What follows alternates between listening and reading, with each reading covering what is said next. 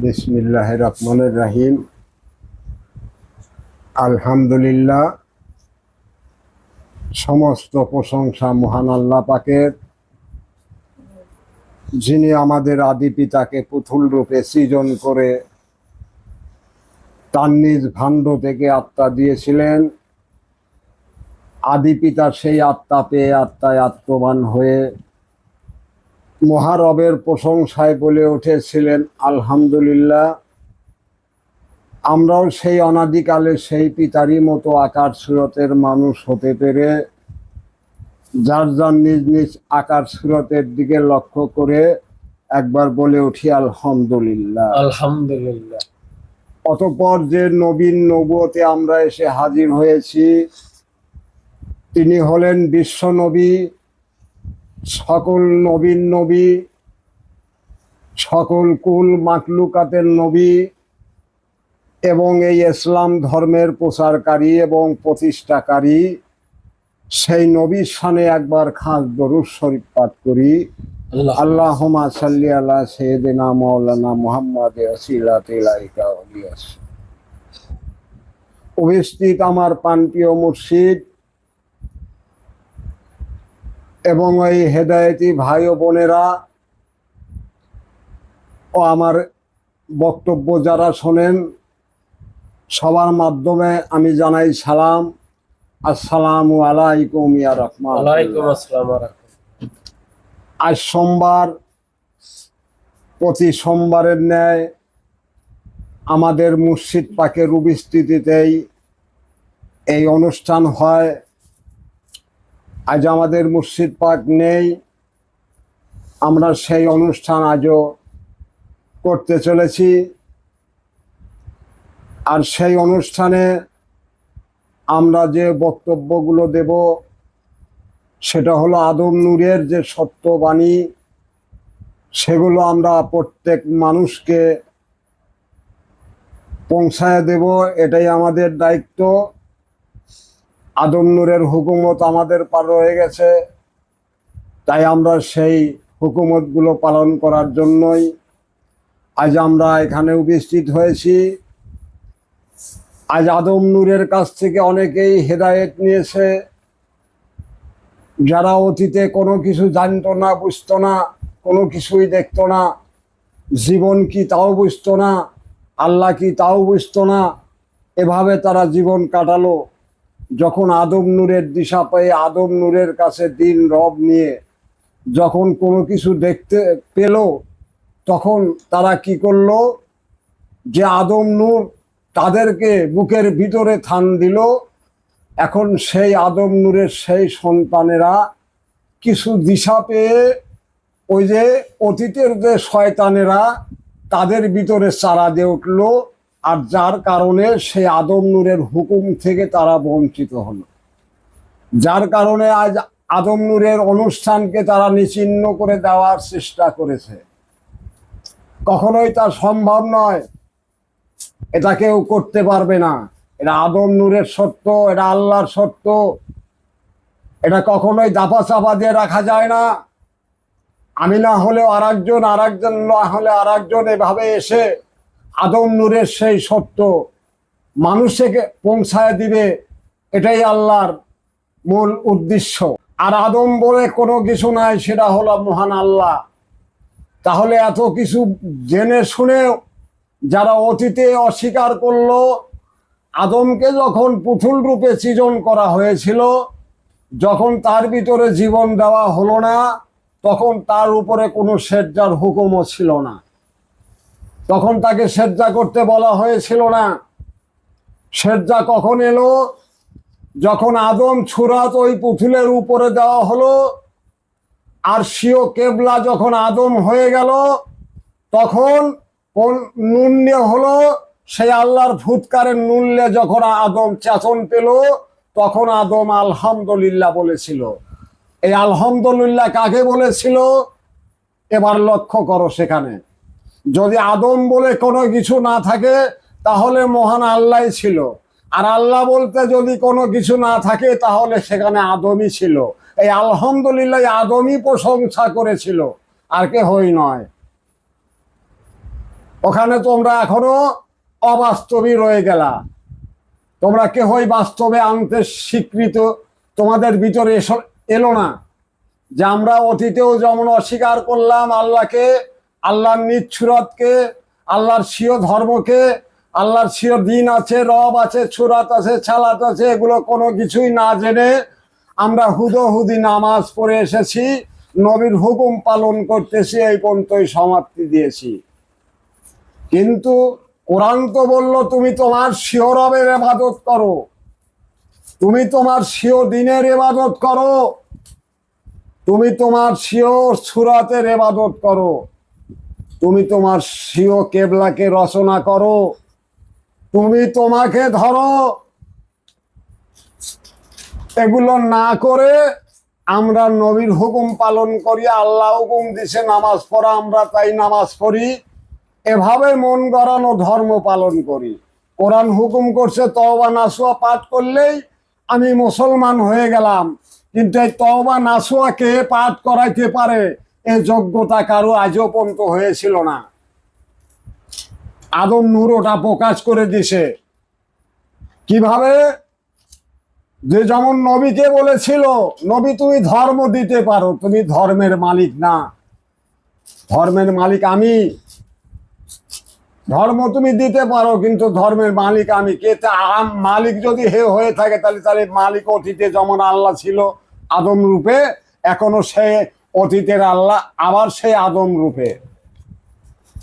তোমরা সে আদমকে বিশ্বাস করতে চাও না আজও কে হয়, তাহলে তোমরা কিভাবে সেই জান্নাতের লোভ দেখো? মানুষের কাছে দান খয়রাত করলে আল্লাহকে পাওয়া যায় এভাবে আশা রাখো, যে আমি একটা কোরবানির গরু কোরবানি করে দিলাম, মানুষকে দিয়ে দিলাম, আমি একটা জান্নাতের একটা অংশ কামাই করে নিলাম। তাই কি সম্ভব? তা কখনোই সম্ভব না। তার কারণ তুমি কোরআনের হেদায়েতই গ্রহণ করো নাই, তুমি আল্লাহর কে হই না, তুমি কোরআনেরও কে হই না। তুমি কিভাবে ওই কোরআনের হুকুম পালন করো? আগে তোমাকে কোরআনের হেদায়েত গ্রহণ করতে হবে, তোমার স্বীয় দিন রচনা করতে হবে, স্বীয় কেবলা রচনা করতে হবে, স্বীয় সুরত রচনা করতে হবে। তারপরে সেইগুলো রচনা করে সেটা সত্যতে প্রমাণিত করে তারপরে তোমাকে সেই ইবাদতে যাইতে হবে। তার আগ পর্যন্ত নয়। তুমি কিসের ইবাদত করো? তুমি কাকে সেজদা করো? কে তোমার সেজদার মালিক? আল্লাহ তো বলেছিল আদমকে সেজদা করো, তোমরা তো করো নাই, যার কারণে তোমাদের শাস্তি তোমাদেরই রয়ে গেল। ওই শাস্তি কি আদম পাইল না তোমরা পেলে?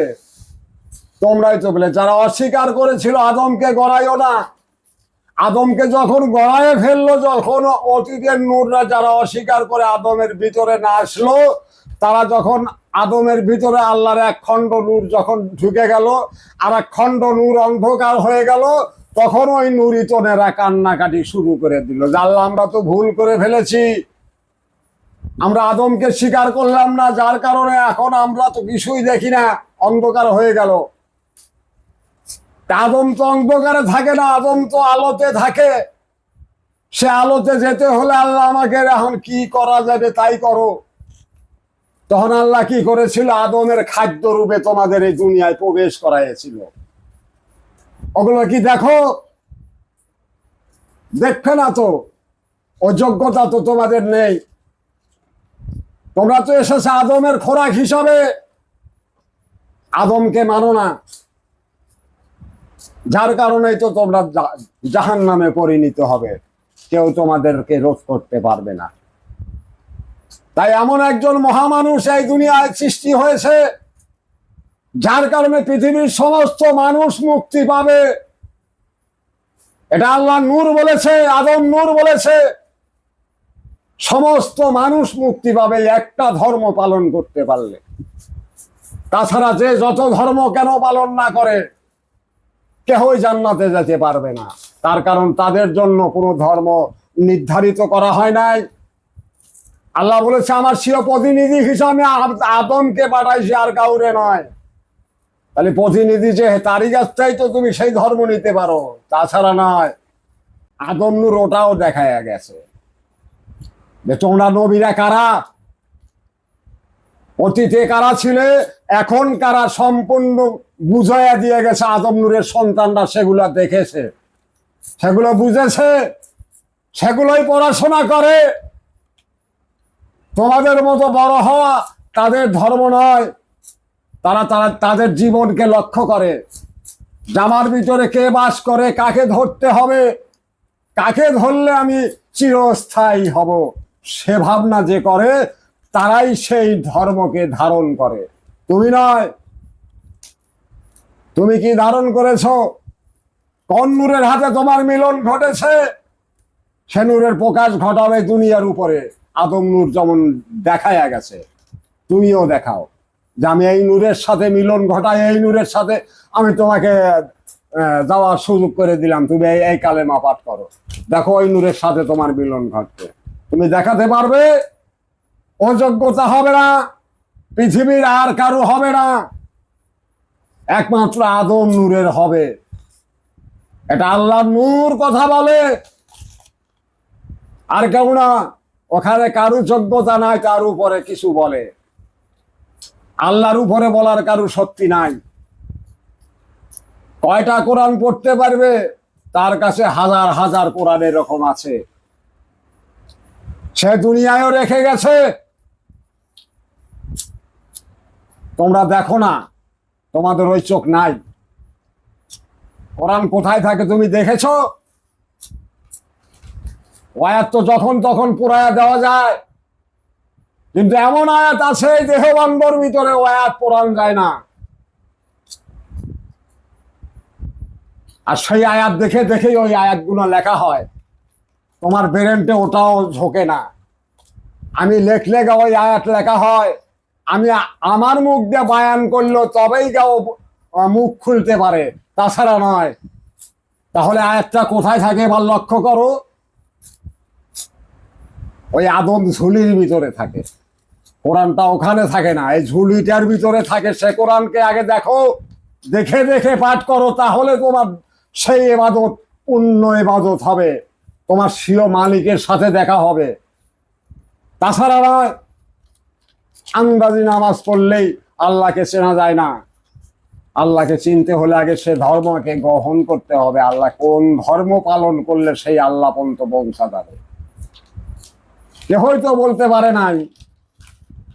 যেটাই সেই আল্লাহর রশি, এই রশি ছেড়লেই তুমি জাহান্নামে যাবে, কেউ তোমাকে রক্ষা করতে পারবে না। কেউ কি বলেছে এরকম করে?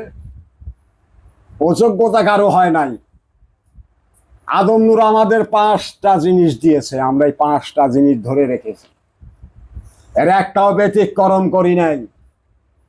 আমাদের দিন দিছে, রব দিছে, সুরত দিছে, সালাদ দিছে, স্বীয় কেবলাকে রচনা করে দিয়েছে। ওই কেবলা নিয়ে আমরা বসে থাকি, অন্য কিছুই নয়, অন্য কিছুই নয়। তোমরা দুনিয়ার বাচ্চাই চাও, আমরা দুনিয়ার বাচ্চাই। আমরা সেই মহা মালিকের সাথে মিলন ঘটাতে চাই, যে সর্বদাই আমার সাথে থাকে। তুমি কি আমাকে দেখবে?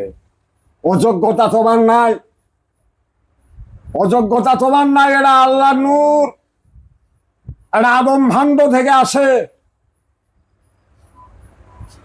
আর সে নূর দিয়ে যা দেখে ও তোমার দেখার যোগ্যতা নাই। আর দেখতে হলে সে ধর্ম আগে তোমাকে গ্রহণ করতে হবে। কোথায়? সে ধর্ম এখনো আছে, সেই আদম নূরের সন্তানের কাছে আছে। ওখান থেকে এসে তোমাকে নিতে হবে। তোমাকে দিন দিবে, রব দিবে, স্বীয় কেবলা দিবে, স্বীয় সুরত দিবে, সব কিছু দিয়ে তোমাকে কিভাবে কাক ধরতে হবে সব কিছু তোমাকে পার্ট বাই পার্ট বুঝিয়ে দিবে। একটা ছেড়ে দিবে, ওটা হানি হয়ে যাবে। তুমি রব নষ্ট করলে তোমার মুখ দেওয়ার কথা বাড়াবে না। তুমি দিন নষ্ট করলে তোমার দিন দ্বারা তুমি দেখবে না। তুমি তোমার সুরত নষ্ট করলে তোমার এই হাত পাওয়া আর চলবে না। তাহলে এভাবে তোমাকে বুঝিয়ে দেওয়া হবে, তুমি যেটাই নষ্ট করবে সেটাই নষ্ট হবে। এ ধর্ম এমন ধর্ম না যে তুমি এতবার করে কালেমা পড়ো, এতবার করে নামাজ পড়ো, স্মৃতি বাঁচো না, তাও তুমি এই ইবাদত করো, খারাপ বার করো, আল্লাহ পায়া দেবে না। এ ধর্ম সে ধর্ম না। এই আঙুল দিয়ে ধর্ম দিলেই ধর্ম হয় না, রশি দিয়ে ধর্ম দিলে ধর্ম হয় না, গামছা ধরা দিলে ধর্ম দেওয়া হয় না। এ ধর্ম অন্যরকম ধর্ম, যেটা আল্লাহর ধর্ম। কোরআন বলেছে যে আমার ধর্ম যদি তোমাদের কাছে পৌঁছে তাহলে গ্রহণ করবে, না হলে কাফের হবে। ওটা কি এমনি এমনি বলেছে? আমার তরফের ধর্ম। তাহলে ওই ধর্ম কে দিবে? এবার বোঝো। তাহলে সুরতে তো আদম, আল্লাহর তো কোনো সুরত মুরত নাই। তাহলে কোন আল্লাহর ইবাদত করো? কাকে সেজদা করলে? কাকে সেজদা করলে? কে তোমার সেজদা নিল আর কেই বা করলো? তুমি বলো যে আমি কে? কে আমি? আমার ভিতরে কথা বলে। তাকে কি দেখেছো? তার কোনো পরিচয় নিয়েছো? তার হাতে কোনো মিলনে গেছাও? তাহলে কিসের ইবাদত করো? কিসের নামাজ পড়লে? নামাজ পড়ে তো বাইতেছে হুলিয়া, অজু মজু করে বেশ মতো আল্লাহকে ডাকি আসলা। কয়বার তোমার আল্লাহ তোমার হাতে সাক্ষাৎ করেছিল? তুমি কি বলতে পারবে? আর যারা ওই রব ধরে দিন দ্বারা চলে, তারা সর্বদাই দেখে এক বিন্দু ভুল হলে পারে ওখানে ঠেকা দেয়, আর এক বিন্দু আগেতে দেয় না। যারা ওই দিন দ্বারা রব দ্বারা চলে, যারা নিজস্ব করে নিয়েছে সেদিন, তারাই, অন্য নয়। যারাই খানিক দিনের ভিতর থাকে, খানিক রাতের ভিতর থাকে, তাদের দ্বারা কোনো কিছু হয় না, তাদের দ্বারা কোনো কিছু হবেও না। দিনটা দুটোই সমান করেছে, তাহলে কোনটা দেখবে? দিনে তো একরকম, দিনে তো ওই মালিক যে, সে তো সময় মতো যাওয়া আসা করে, কিন্তু সে সময় মতো তুমি যদি না পৌঁছিতে পারো, এ মুড়ো রয়েছে একবার, ও মুড়ো রেখেছ একটা, তাহলে কখন তোমার মালিক তোমার কাছ থেকে এসে ঘুরে গেল, তখন তুমি তো তার হাতে সাক্ষী করে পাইলে। আর যখন এক ঘরের ভিতর থাকবে, তোমার মালিক এসে তো সরাসরি তোমাকেই পাবে, সরাসরি তো তোমাকেই পাবে। তাহলে কিসের ইবাদত করো তুমি? তোমার মালিক তোমাকে ছাড়া লাইকে বা করিয়া?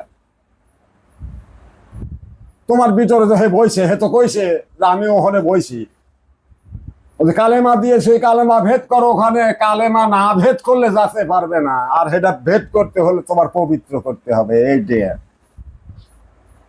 আর কোনটাও যে দিনটা যা দিয়ে দেখো, ওই দেখার ভিতরে যে না কোনো খারাপ না দেখো, দিনের তো এবাদত, এবাদত তো রাইতের না।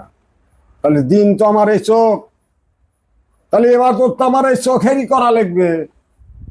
আমি হক কিছুই দেখতেছি, হক কিছুই শুনতেছি, আবার এবাদতে করতেছি, তাহলে আমার কোনটা হবে? আমি সারাদিন মিথ্যা কইছি, ওই মিথ্যা মুখ দিয়ে আল্লাহ ডাকলে আমার কোনটা হবে? হবে না।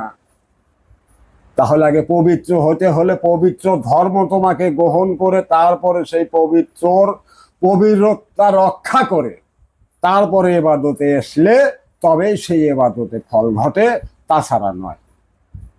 তো যাই হোক, আর বেশি কিছু বাড়াইতে চাইলে অন্যদিন হয়তো অন্যভাবে আসবো। তে বলেই চন্দ্রনুরি মোসাম্মদ যেন আর আমিরে আদম নূরের মহরত হয়ে আখেরাতে পৌঁছাইতে পারি, এই আশা রেখে আজকের বলা বক্তব্য এখানেই সমাপ্ত করছি। সুবহানাল্লাহি বিহামদিহি, সুবহান আলিয়ুল আজিম। সবার প্রতি আমার সালাম। আসসালামু আলাইকুম। ওয়ালাইকুম আসসালাম ওয়া রাহমাতুল্লাহ।